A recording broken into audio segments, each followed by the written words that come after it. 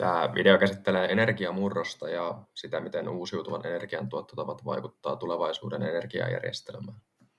Me tiedetään, että fossiilisten polttoaineiden käyttö vapauttaa ilmakehän kasvihuonekaasuja ja lämmittää maapalloa. Niiden käyttö on siis yksi merkittävimpiä tekijöitä nykyisessä ilmastokriisissä. Tähän yritetään nyt monessa paikassa vastata uusiutuvilla ja fossiilivapailla energiantuottomuodoilla. Etenkin EU on sitoutunut näihin ilmastotavoitteisiin ja sillä onkin tavoitteena olla ilmastoneutraali vuoteen 2050 mennessä. Suomi osana EUta pyrkii myös näihin tavoitteisiin ja itse asiassa Suomen tavoite olisi olla edelläkävijä uusiutuvien energiantuotannon saralla. Sen takia Suomen tavoite hiilineutraaliuteen on vuosi 2035. Mitä tämä sitten tarkoittaa meidän energiajärjestelmän kannalta? Kun fossiilista energialähteistä pyritään eroon, niin energian käyttökohteita pyritään sähköistämään. Esimerkiksi polttomoottoriautoilusta siirrytään sähköautoiluun tai lämmitysmuotoa vaihdetaan sähkölämmitykseksi. Samalla periaatteella myös teollisuutta pyritään sähköistämään. Kaikki tämä lisää sähkön tarvetta tulevaisuudessa merkittävästi ja tästä käytetäänkin nimitystä sähköistyminen. Lappeenrannan Lahden teknillisen yliopiston tuottamassa tutkimusraportissa on tarkasteltu eri energiamuotojen kehittymistä vuoteen 2035. Tässä tutkimuksessa esitettiin 2 tulevaisuuden skenaarioa. Perusskenaariossa kulutuksen kasvu on maltillista ja sähköntuotannon omavaraisuuden on oletettu kasvavan. Sitten voimakkaan kasvun skenaariossa on oletettu Suomeen kehittyvän synteettisten polttoaineiden valmistusta, joka kuluttaa paljon sähköä. Ja tässä skenaariossa lisääntynyt sähkön tarve on katettu pääasiassa tuulivoimalla. Katsotaan, miltä nämä tulokset näyttää havainnollistettuna. Vaaka-akselille on lisätty tutkimuksessa esitetyt vuodet, eli vuoden 2018 tilanne ja tulevaisuuden ennuste vuoteen 2035. Sen lisäksi kuvaajaan on lisätty vuosi 2024, jonka avulla voidaan vertailla, että kumman skenaarion suuntaan ollaan tällä hetkellä menossa. Pystyakselilla on vuosittainen energiantuotto. Tuulivoiman ennustetaan kasvavan eniten, sillä se on tällä hetkellä halvin uusiutuvan energian tuottomuoto. Nähdään, että se on kasvanut huomattavasti vuodesta 2018. Jos verrataan kasvua perusskenaarioon, eli siihen maltillisempaan ennusteeseen, niin nähdään, että se vaikuttaa tällä hetkellä olevan sitä nopeampaa. Voimakkaan kasvun skenaarion nopeuteen tuulivoima ei kuitenkaan ole vielä yltänyt. Tosin tämä voi muuttua synteettisten polttoaineiden, kuten synteettisen metaanin valmistuksen yleistyttyä. Vesivoiman tuotanto on molemmissa skenaarioissa ennustettu pysyvän ennallaan.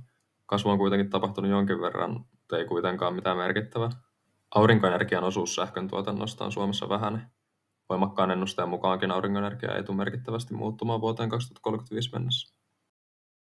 Ydinvoima on kasvanut noin ennustettuun määrään Olkiluoto 3 käyttöönoton myötä, eli ei ole syytä olettaa, että kehitys jatkaisi tämänhetkistä trendiä.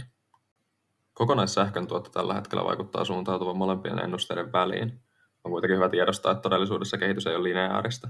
Kuvaaja antaa havainnollistavaa suuntaa sähköntuotannon kehityksessä tällä hetkellä. Yksi tärkeä asia energiajärjestelmästä on, että sen toiminta perustuu tasapainoon. Eli tuotetun energian määrä tulee vastata energian kulutusta.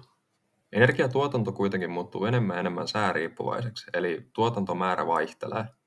Ja samalla sähkön tarve tulee kasvamaan valtavasti. Tämä ajaa tilanteeseen, jossa tehotasapaino on vaarassa kaatua ja sen mukana koko järjestelmä. Toinen tähän liittyvä haaste on, että kun perinteisiä turbiinin pyörimiseen perustuvia energiatuotantolaitoksia vähennetään, niin samalla vähenee energiajärjestelmän inerttiä. Se on siis järjestelmän kyky vastustaa nopeita muutoksia, jotka voi olla esimerkiksi tuotantohäiriöt. Miten sitten nämä tehotasapainon ja inerttian heikentymisen aiheuttamat haasteet ratkaistaan? Koska sääriippuvaiset energiantuotantomuodot yleistyy ja inerttia heikentyy, niin järjestelmän täytyy muilla tavoin pystyä säätelemään, että tuotettu energia vapautetaan halutun suuruisesti ja halutussa ajassa. Toisin sanoen järjestelmän täytyy luoda joustoa. Tapoja jouston luomiseen on monia. Teollisuuden laitoksien huippukulutusta voidaan ohjata alas kulutuksen huipputunneilla. Kysyntää voidaan luoda joustoa hinnoittelulla ja sitä kautta ohjata suurikulutuksellisia toimintoja eri ajan hetkellä. Digitalisaatiolla on suuri merkitys jouston luomisessa. AMR-mittareilla ja HEMS-järjestelmillä voidaan säädellä kulutuksen suuruutta. Myös sääriippuvainen energiatuotanto voidaan saada hieman joustamaan säätelemällä niiden maksimituottoa. Tuuliteknologian halventuessa myös esimerkiksi voimaloiden säädeltävät lavat voisi antaa lisää joustopotentiaalia. Energian varastointi tulee olemaan keskeinen asia jouston luomisessa. Tuulisella ja aurinkoisella säällä tuotettu energia voidaan varastoida esimerkiksi akku- tai lämpövarastoihin, josta se voidaan vapauttaa, kun tuotanto on vähäisempää. Myös pumppuvoimalat toimii erilaisina energiavarastoina. Niitä voisi tulevaisuudessa perustaa esimerkiksi hylättyihin kaivoksiin. Energian vienti ja tuonti valtion rajojen ulkopuolelle tulee myös jatkossa olemaan oleellinen osa jouston luomisessa. Millaisen vision Suomen energiajärjestelmälle voisi luoda vuodelle 2035? Vaasan, Lappeenrannan ja Tampereen yliopistot on yhdessä Merinoven kanssa luonut Roadmap-nimisen tutkimuksen, jossa tämä visio on jaettu 4 eri lohkoon. Nämä lohkot käsittelee suurvoiman siirtoa, järjestelmän hallintaa ja sähkön tuotantoa, erikseen kaupunkeja ja maaseutujen sähköjärjestelmää sekä yksittäisiä kuluttajia. Tässä visiossa Eurooppa on lähempänä energiaunionia ja sähkön tuotanto perustuu fossiilivapauteen. Suomessa ydinvoimalla on vielä merkittävä rooli. Sääriippuvuudesta johtuvat tuotantovaihtelu ja inertian heikentymisen aiheuttamat ongelmat on ratkaistu, ja tieto- ja viestintäteknologia on myös kehittynyt merkittävästi. Kaupungeissa asuu ja toimii yhä enemmän ihmisiä. Monilla kuluttajilla on omia energiavarastoja ja he pystyvät toimimaan erillään verkosta. Suuri osa henkilöautoilusta sekä joukkoliikenteestä perustuu biopolttoaineisiin ja sähköön. Uudet kiinteistöt ovat erittäin energiatehokkaita ja pitkälti omavaraisia.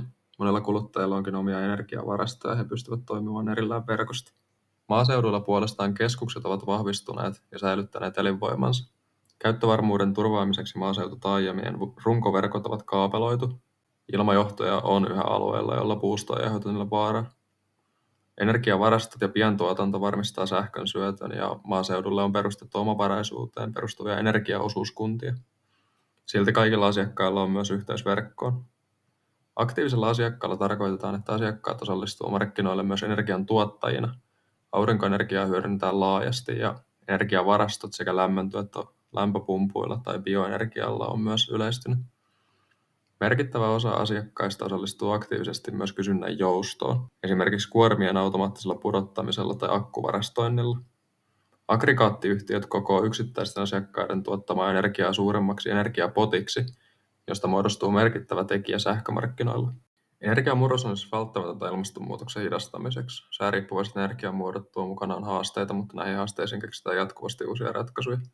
Tulevaisuuden Suomen energiajärjestelmä tulee olemaan puhdas ja kestävä, jolla Suomi pystyy kilpailemaan maailmalla, mutta ennen sitä järjestelmää tulee kehittää vastaamaan murroksen tuomiin haasteisiin.